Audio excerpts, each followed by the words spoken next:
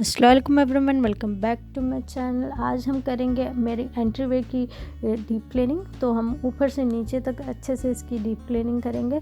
तो इसमें मैं डोर्स भी क्लीन करूँगी, जैसे कि ये वाला डोर नज़र आ रहा है आपको, वो क्लीन करूँगी और दूसरा नहीं करूँगी, मैंने इसको ऑलरेडी कर लिया है। तो ये वाले डोर को भी मुझे क्लीन करना है और ऊपर से नीचे तक हम डीप क्लीनिंग करेंगे आज। तो मैं आपको सारा बताऊँगी कि किस तरह से मैं करती हूँ, तो वो सारा प्रोसेस मैं आपके साथ शेयर करूँगी। और इसके अलावा बाथरूम के डोर को भी क्लीन करूँगी, ये कैबिनेट को ऊपर से भी क्लीन करूँगी। तो सबसे पहले मैं शुरू करती हूँ डस्टिंग से। तो मैं यहाँ पर सबसे पहले डस्टिंग कर लूँगी।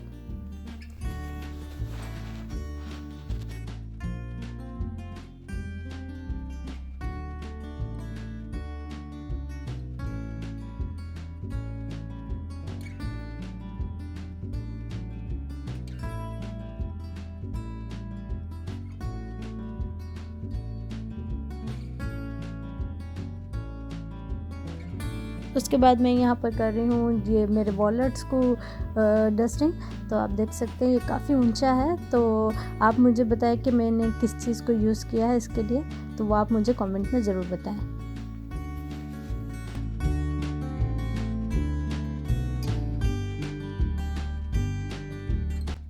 तो यहाँ पर मैंने सारी डस्टिंग कर लिया है, जितना भी सारा डस्ट था मैंने उसको अच्छे से डस्टर से अच्छे से क्लीन कर लिया है। तो अब मैं शुरू करूँगी डोर की क्लीनिंग। तो डस्टिंग हमारी होगी। अब सबसे पहले मैं क्लीन करूँगी बाथरूम का डोर, जो बाहर से मैं क्लीन करूँगी। उसके बाद मैं ये कैबिनेट को भी मैं अच्छे से क्लीन कर लूँगी। तो सबसे पहले हम शुरू करते हैं बाथरूम के डोर से। क्लीनिंग के लिए मैंने यहाँ पर स्प्रे वही यूज़ किया है, DIY स्प्रे, जो मैंने पिछले वीडियो में आपके साथ शेयर किया था, वही स्प्रे यूज़ कर रही हूँ।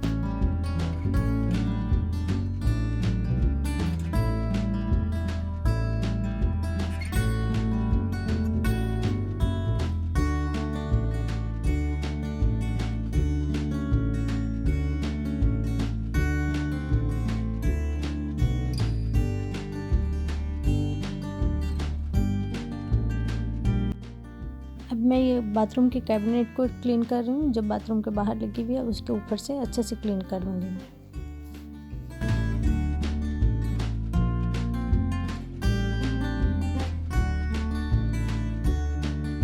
तो मेरी इस तरफ की क्लीनिंग हो गई है डन। डोर मेरा बाहर से क्लीन हो गया बाथरूम का, और कैबिनेट भी बाहर से क्लीन हो गई है। और जो दो डोर नज़र आ रहे हैं वो मैंने ऑलरेडी क्लीन कर लिया। जब भी मैं जो रूम क्लीन करती हूँ उसके साथ डोर को अंदर से और बाहर से क्लीन कर लेती हूँ। तो अब हम आ गए हैं दूसरे साइड पे। तो इसमें यहाँ पर ये वाली जो कैबिनेट नज़र आ रही है तो उसको मैं क्लीन करूँगी। वो डोर मेरा क्लीन है, तो ये छोटी सी जो कैबिनेट नज़र आ रही है उसको भी मैं क्लीन कर लूँगी अच्छे से।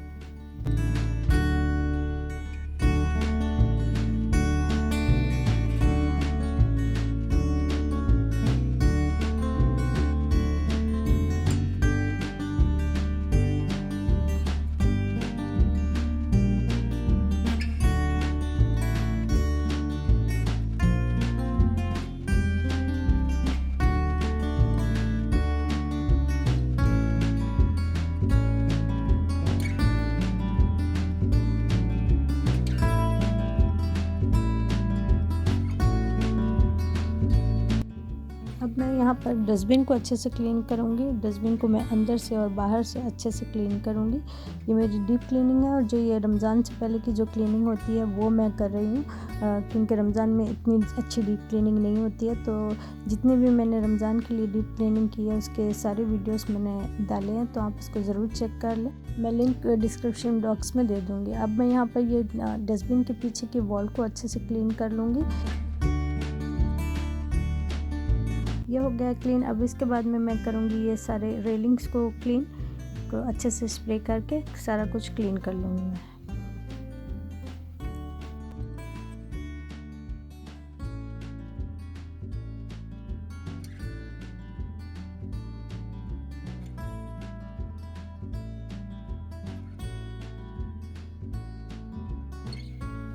इसके बाद मैं कर लूँगी ये लाइट को अच्छे से क्लीन। तो ये इस तरह से इसके ग्लासेस निकलते हैं, तो मैं इसको निकाल के इसको अच्छे से वॉश कर लूँगी। आप देख सकते हैं इसमें काफ़ी डस्ट हो जाती है, तो मैं इसको निकाल के वॉश करके अच्छे से क्लीन करके इसको दोबारा से लगाऊंगी।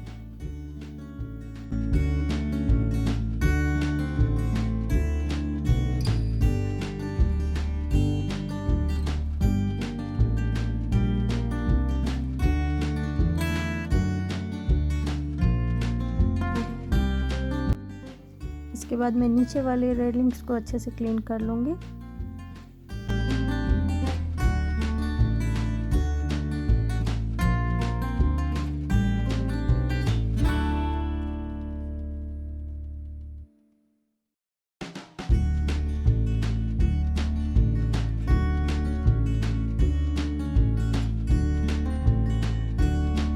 उसके बाद में मैं करूँगी ये बेसबोर्ड को अच्छे से क्लीन, कि अक्सर हम भूल जाते हैं ये जगह को, तो मैं अच्छे से इसको पहले क्लीन कर लूँगी।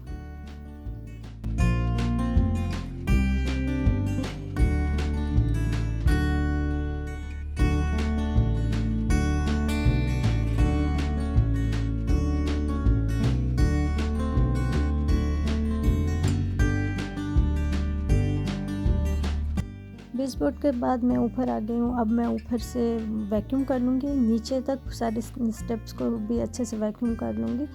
फिर उसके बाद में हम आगे का प्रोसेस करेंगे।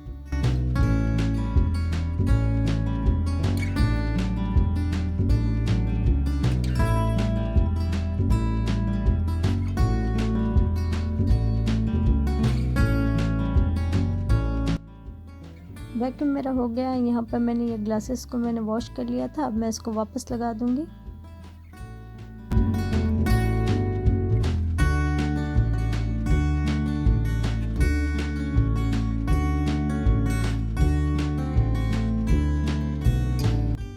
तो मैंने यहाँ पर लगा लिया, तो आप देख सकते हैं अच्छे से क्लीन हो गया है। तो अब हम करेंगे आगे की क्लीनिंग। तो ऊपर की हो गई है क्लीनिंग, अब हम करेंगे नीचे की क्लीनिंग। जैसे कि मेन डोर है, उसको अंदर से और बाहर से क्लीन करना है, तो वो करेंगे। तो सबसे पहले मैं मेन डोर की डस्टिंग कर रही हूँ यहाँ पर, तो उसके बाद में हम उसको क्लीन करेंगे।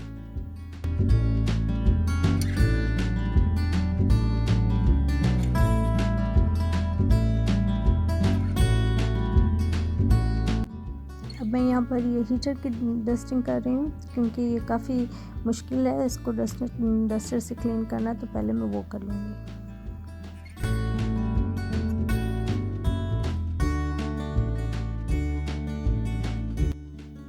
अब मैं ये डोर को अंदर से क्लीन कर रही हूँ, तो स्प्रे और कपड़े के साथ मैं सबसे पहले इसको अंदर से क्लीन कर लूँगी, फिर उसके बाद में हम बाहर से क्लीन करेंगे।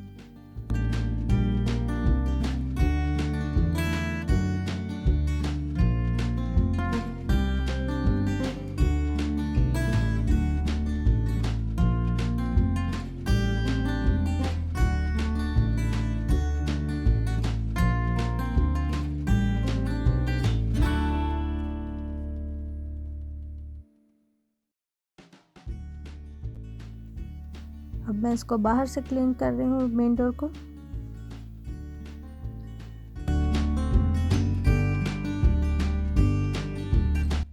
मेन डोर हो गया मेरा क्लीन। अब मैं करूँगी ये शू कैबिनेट को पूरा अच्छे से क्लीन, साइडों से और सारा कुछ अच्छे से ऊपर से नीचे से अच्छे से क्लीन कर लूँगी।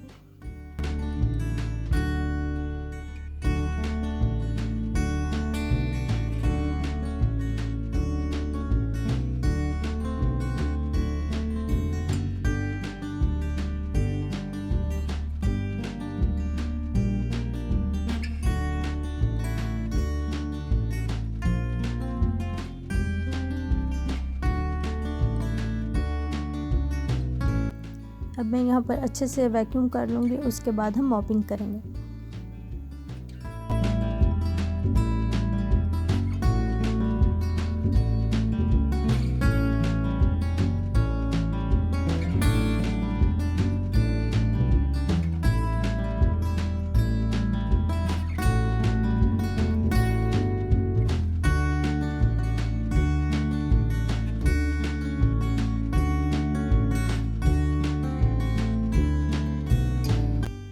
तो कैमरा बाजू करके मैंने मॉपिंग की है, क्योंकि कैमरे के साथ मॉपिंग करनी मुश्किल होती है। तो मॉपिंग मेरी हो गई है। जब तक ये सूखता है मैं आपको कुछ DIYs बता दूंगी, फिर हम इसको डेकोरेट करेंगे।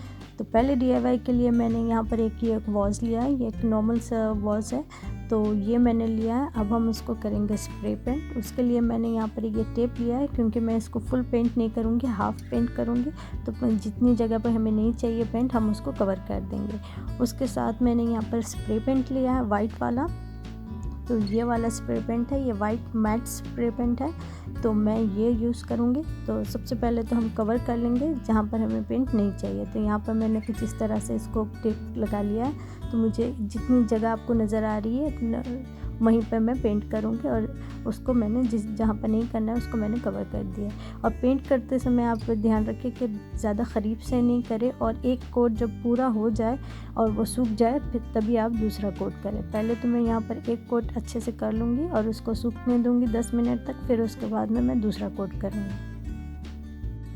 इस तरह के वॉजेस आजकल बहुत ज़्यादा ट्रेंड में है, तो हाफ़ पेंट करे हुए, तो मैंने सोचा कि इसको पहले ट्राई करके देखती हूँ। तो यूजुअली ये बड़े वॉज में हाफ़ पेंट होता है। मैं आपको आगे चल के कभी किसी वीडियो में वो भी आपके साथ शेयर करूँगी, लेकिन फ़िलवक़्त के लिए मेरे पास ये वाला वॉज था तो मैं इसी को पेंट कर रही हूँ।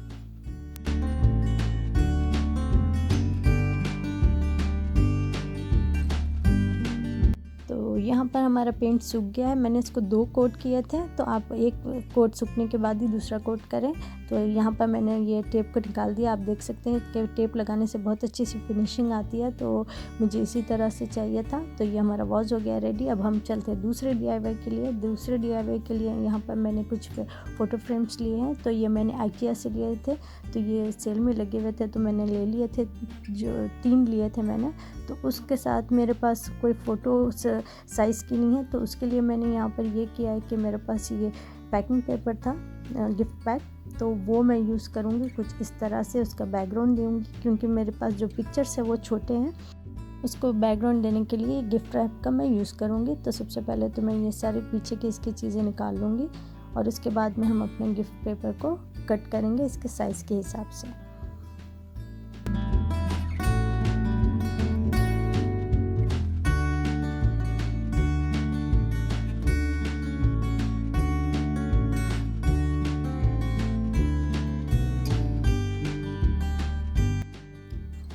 इस तरह से मैं इसको रख के इसके साइज़ के हिसाब से कट कर लूँगी। तो मैं 2 कट करूँगी। मेरे पास 2 फ़ोटो फ्रेम्स है, तो मेरे पास टोटल 3 है, तो मैं 2 को कट करूँगी क्योंकि ऑलरेडी मैंने इसको कट कर लिया है। तो यहाँ पर मैं इसका साइज़ ले लूँगी, साइज़ के हिसाब से इसको अच्छे से कट कर लूँगी।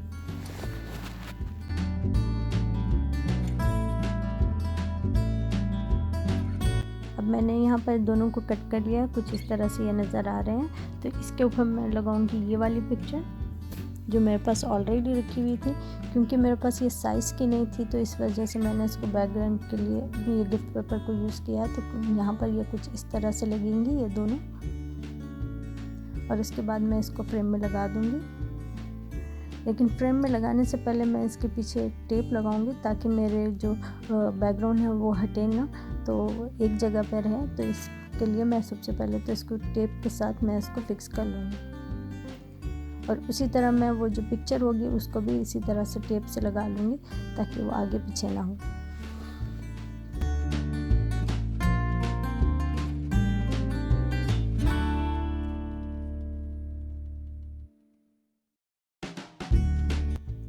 तो यहाँ पर मेरे ये फ्रेम्स हो गए हैं रेडी। तो आप देख सकते हैं कुछ इस तरह से ये नज़र आ रहा है। तो अब हम शुरू करेंगे डेकोर करना। जो भी जगह हमने क्लीन की है वहाँ पर हम डेकोर करेंगे मेरे एंट्रीवे में। तो यहाँ पर मैंने ये फ्रेम्स को यहाँ पर रख दिया। अब मैं उसको लगा दूँगी वॉल पे।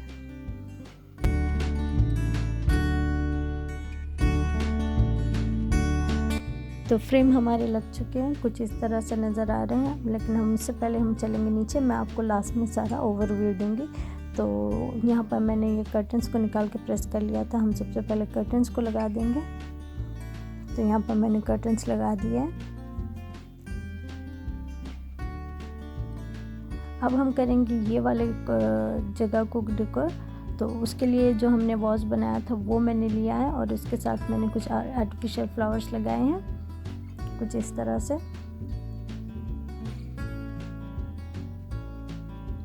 उसके साथ मैं यहाँ पर एक ट्रे रखूँगी, क्योंकि अक्सर चाबी वगैरह रखने में हेल्प होती है।